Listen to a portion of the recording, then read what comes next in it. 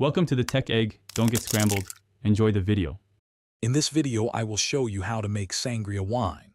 First, let's gather our essential ingredients. You will need one standard bottle of dry red wine, such as Garnacha or Tempranillo, which provides a perfect base. Next, select a vibrant assortment of fresh fruits, including 2 oranges, 1 lemon, and 2 apples.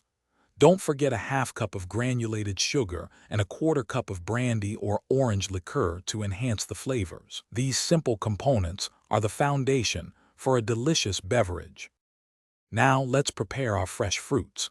Begin by thoroughly washing all your produce to ensure cleanliness. Take your 2 oranges and 1 lemon, slicing them into thin, elegant rounds or half moons. For the 2 apples, core them carefully and then dice them into small, uniform, bite-sized pieces.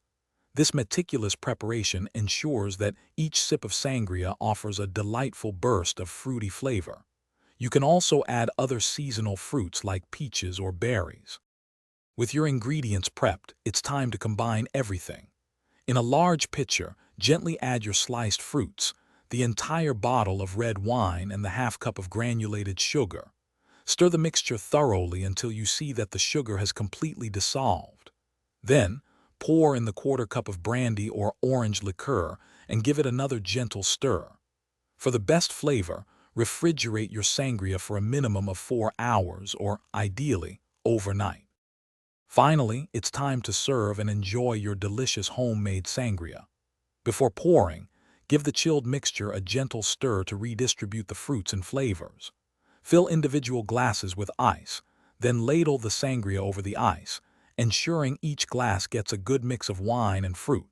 For an extra touch, garnish each serving with a fresh fruit slice or a sprig of mint.